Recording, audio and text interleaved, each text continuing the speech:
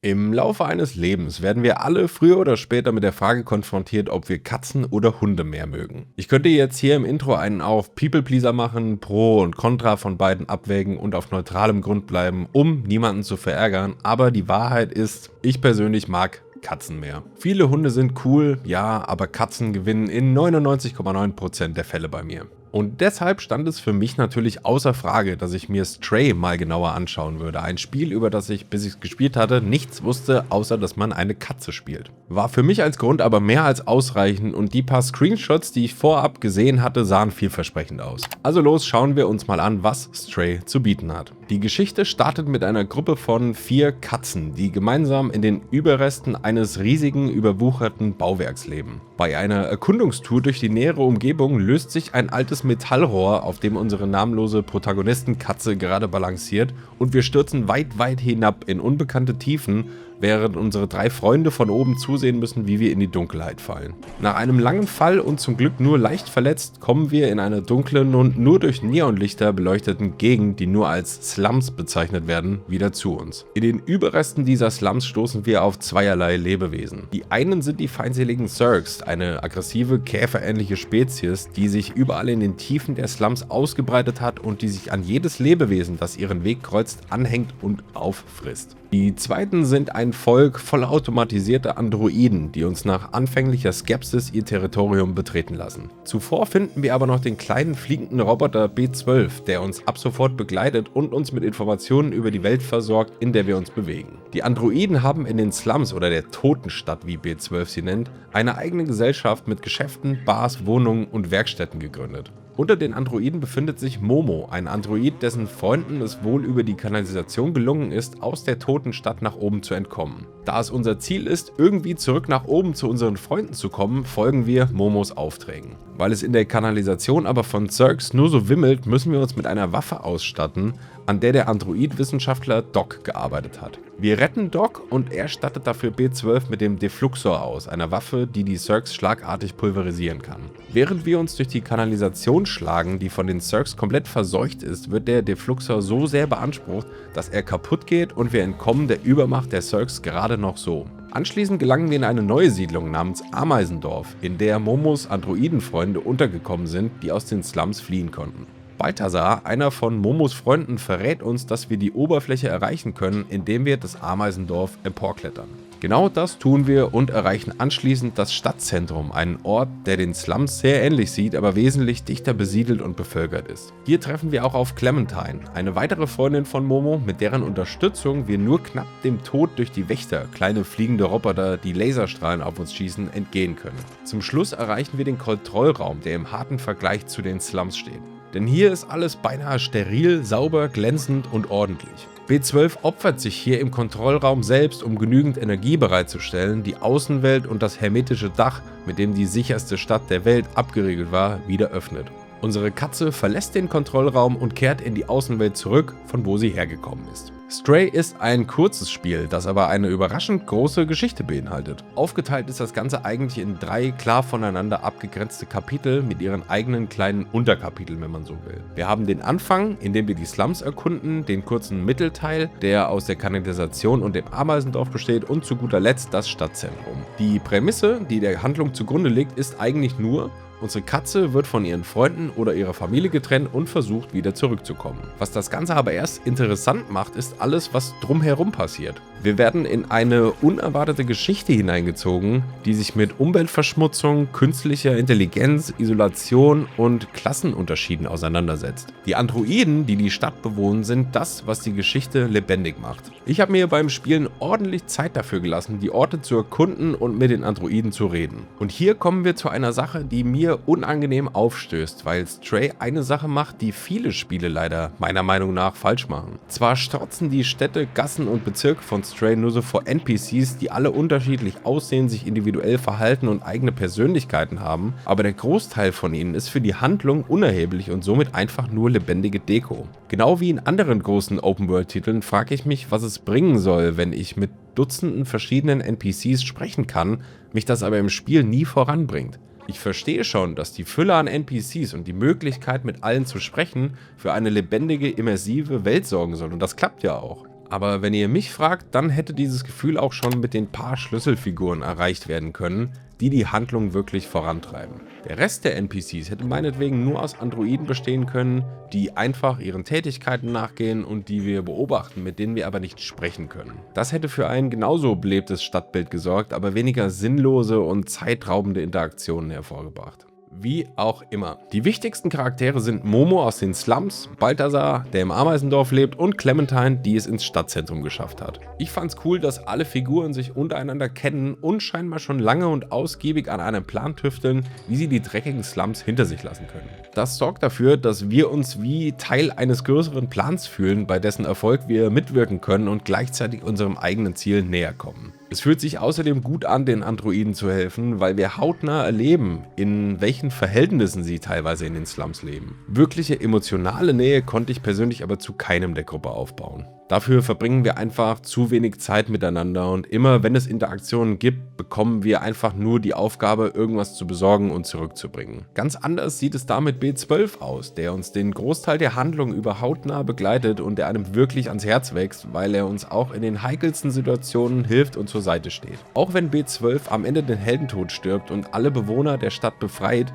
bin ich froh darüber, dass das Spiel im Großen und Ganzen ein Happy End hatte, auch wenn wir nicht erfahren, ob unsere Katze wieder auf ihre Gruppe trifft. Von den ganzen Soulsborne-Spielen, die ich sonst so gerne spiele, bin ich es eigentlich immer gewohnt, dass NPC-Questlines und die Enden von Geschichten oft nicht ganz so schön ausgehen. Deshalb war das hier bei Stray eine willkommene Abwechslung. Dadurch, dass wir das hermetische Kuppeldach der Stadt öffnen, sieht Momo in den Slums vermutlich das erste Mal das Sonnenlicht und Clementine bewahren wir dadurch gerade so davor, von den Wächtern festgenommen oder erschossen zu werden. Somit werden die einzelnen Geschichten aller NPCs, mit denen wir enger zusammengearbeitet haben, zu einem zufriedenstellenden Ende gebracht. Was mir leider viel zu kurz kam und am Ende auch gar nicht mehr behandelt wurde, ist, was es mit dieser Lovecraft-Action in der Kanalisation auf sich hatte. Es wird zwar behandelt, dass die Zergs am Ende vom Sonnenlicht genau wie durch den Refluxor pulverisiert werden, aber was es mit dieser Infektion im Kanalisationssystem auf sich hatte, woher sie kam und was aus ihr wird, erfahren wir leider nicht. Das finde ich extrem schade.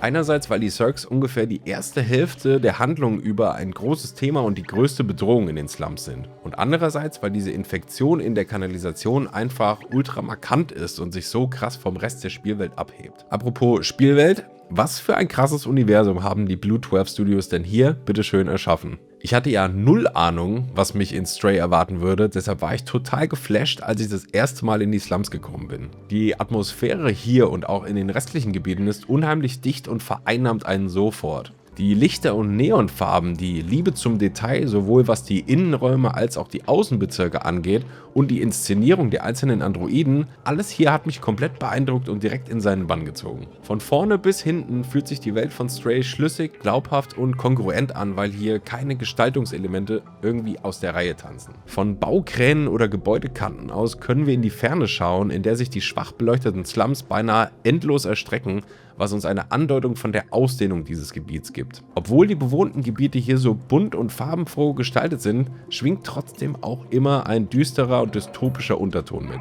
Das liegt vor allem daran, dass die Androiden durch das Dach, das über der Stadt geschlossen ist, unter einem ewigen künstlichen Nachthimmel leben und nie die Sonne zu Gesicht kriegen. Außerdem werden die Abfälle aus den oberen Bezirken der Stadt einfach nach unten gespült, sodass die Slums vermüllt sind und sich Kreaturen wie die Zergs dort perfekt verbreiten können. Viele Ecken und Gassen sind mit Graffitis und Schmierereien verschmutzt, was uns ebenfalls an gefährliche Stadtbezirke denken lässt. Was cool ist und zu Worldbuilding beiträgt, ist, dass wir mit Hilfe von B12 über diese Graffitis Andeutungen und Erinnerungen aus der Vergangenheit bekommen, die uns erzählen, wie die Welt war, bevor die Androiden von einfachen Reinigungsrobotern zu einer denkenden Spezies wurden. Auch wenn ich mich vorhin über die überflüssigen NPCs beschwert habe, machen sie die Welt von Stray natürlich auch lebendig und sind alle auf ihre Art liebenswert. Es hat einen zwar nicht immer vorangebracht, aber immerhin war es jedes Mal ein individuelles Erlebnis, wenn ich mit den Androiden gesprochen oder ihnen zugeschaut habe, wie sie ihren Tätigkeiten nachgegangen sind. Stray zu spielen hat mir extrem viel Spaß gemacht. Das lag größtenteils an der flüssigen Steuerung, mit der wir die Katze durch die Welt bewegen. Hier hat sich Blue 12 wirklich ins Zeug gelegt, denn es kursiert noch heute fairerweise das Gerücht, dass die Entwickler mit dem Motion Capture Verfahren gearbeitet haben, um die Bewegungen der Katzen möglichst realitätsnah zu gestalten. In mehreren Interviews betonen sie aber, dass bei Stray kein Motion Capture, sondern klassische händische Animationen verwendet wurden, was das Ganze in meinen Augen nochmal beeindruckender macht. Ich war bis zum Ende des Spiels selbst fest davon überzeugt, dass hier irgendeine Art von Motion Capturing zum Einsatz gekommen sein muss, habe mich aber getäuscht. Weil wir in Stray eine Katze spielen, ist die Spielwelt extrem vertikal, insbesondere das erste Drittel des Spiels. Wir können springen, klettern und auf den schmalsten Vorsprüngen balancieren, um Balkone, Dächer und geöffnete Fenster zu erreichen, die uns weiter voranbringen. In dieser Mechanik liegt meiner Meinung nach eine der größten Stärken von Stray und es ist schade, dass wir gegen Ende des Spiels kaum noch von unserer Fähigkeit Gebrauch machen müssen, höher gelegene Orte zu erklimmen. Während wir in den Slums quasi darauf angewiesen sind, den sicheren Boden unter uns zu verlassen und verschiedene höher gelegene Wohnungen zu erreichen, um die Hauptquest voranzutreiben, können wir spätestens im Stadtzentrum bis auf wenige Ausnahmen locker vorankommen, ohne dabei auch nur einmal klettern zu müssen. Die Entdeckung von neuen Kletterrouten oder generell Gegenständen, auf die man klettern kann, hat sich extrem intuitiv angefühlt und es gab kaum Momente, in denen ich nicht zu einem höher gelegenen Ort springen konnte. Es gibt sogar die Option, eine kleine visuelle Hilfe einzublenden, wo man überall hochklettern kann und wo nicht. Ich persönlich habe aber ohne gespielt, weil ich gar nicht das Gefühl hatte, dass ich darauf angewiesen bin, um voranzukommen. Das hat mich richtig zur Exploration getrieben, vor allem in den Slums, weil es einfach richtig Spaß gemacht hat, herauszufinden, wo ich noch überall hochklettern kann und welches Geheimnis ich diesmal wohl finde. Am Ende des Abschnitts hat es sich sogar von alleine ergeben, dass ich alle optionalen Sidequests erledigt hatte, einfach weil ich so viel Freude daran hatte, überall herumzuklettern und das kommt nicht allzu oft vor. Ich finde, es ist ein ziemlich gutes Zeichen, wenn ein Spiel es schafft, die Spieler von alleine zum Erledigen von unwichtigen Nebenmissionen zu bewegen. Leider bleiben die Slums aber auch der einzige Ort, an dem es so viel zu tun und zu entdecken gibt. Es wirkt fast so, als hätten die Entwickler sich bei den Slums am meisten Mühe gegeben und am meisten Kreativität reingesteckt und dann am Ende gemerkt, dass ihnen allmählich die Zeit davonläuft und sie deshalb nicht mehr die Kapazität hatten, die anderen Bezirke ähnlich facetten- und einfallsreich zu gestalten. Ich war bei meinem Playthrough regelrecht erstaunt darüber, dass es im Ameisendorf quasi gar nichts zu tun gab und es auch nur als eine Art Durchlaufstation dient, obwohl es die zweite größere Androidensiedlung ist, auf die wir stoßen und die dazu noch ein ziemlich cooles Design hat. Dahingehend hat das Stadtzentrum wieder ein bisschen aufgeholt, aber auch hier gibt es eben leider nur die Hauptquest zu erledigen. Der Rest dient, wie ich am Anfang des Videos schon kritisiert habe, einfach als lebendige Dekoration. Zurück zur sehr angenehmen Steuerung. Wir können außerdem sprinten, was nützlich ist, um Angreifern wie den Zergs oder den Wächtern zu entkommen. Und ich hatte es mir am Anfang von Stray schon so sehr gewünscht, man kann auch miauen, um mit der Außenwelt, ich sag mal, zu kommunizieren. Ich glaube, es gibt kaum einen NPC, den ich nicht anmiaut habe, weil ich mich immer über die verschiedenen Reaktionen gefreut habe. Als tragende Mechanik war das Miauen aber auch eher unerheblich und konnte höchstens dazu eingesetzt werden, Wächter auf sich aufmerksam zu machen. Erst die Entdeckung von B12 bringt ein paar neue wichtige Mechanics mit sich, nämlich das Verstauen von Gegenständen in einem kleinen Inventar, eine Taschenlampe, zeitweise die Refluxorwaffe, um die Zergs zu bekämpfen und am wichtigsten die Fähigkeit, die Sprache und Schrift der Androiden zu verstehen. Cooles Detail: Um Gegenstände im Inventar zu verstauen, werden sie von B12 fragmentiert. Im Kontext der Spielwelt ist das glaubhaft und macht Sinn, weil es komisch wäre, wenn wir dauernd irgendwelche Schallplatten, Energiemodule oder Kleidung auf dem Rücken tragen müssten. Ganz nett und kreativ fand ich auch, dass manche Eigenarten, die Katzen so an sich haben, als Mechanik eingebaut wurden. Zum Beispiel hier, wenn wir einen Gegenstand mit der Pfote von einem Regal runterschubsen müssen oder an einer Tür die Krallen wetzen, damit sie geöffnet wird. Objekte und Androiden, mit denen wir interagieren können, werden mit einem kleinen Kreissymbol hervorgehoben. Das ist bei der bunten, neonfarbenen Umgebung auch nötig und so in meinen Augen ganz subtil und elegant gelöst. Alles in allem bleibt für mich persönlich bei Stray gameplay-technisch kaum ein Wunsch offen. Allerhöchstens hätte ich mir gewünscht, dass wir uns nicht nur mit dem Refluxor gegen Gegner zur Wehr setzen, sondern auch in den Nahkampf gehen können. Dann wiederum verstehe ich aber auch, dass Stray ein leicht zugängliches Abenteuer mit einfachen bis mittelschweren Rätseln sein soll und kein Action-Adventure mit ausgefeiltem Kampfsystem. Und noch mehr Gebiete wie die Slums, wo es so viel zu klettern und zu erkunden gäbe, wären stark gewesen. Für Katzenliebhaber wie mich ist Stray auf jeden Fall einen Blick wert. Das Spiel ist kreativ, läuft wie geschmiert, macht Spaß und hält einen nicht allzu lange auf. Stray ist auch bei anderen Kritikern und Gamern extrem gut aufgenommen worden, deshalb hoffe ich, dass die Blue 12 Studios durch den Erfolg vielleicht noch einen zweiten Teil rausbringen.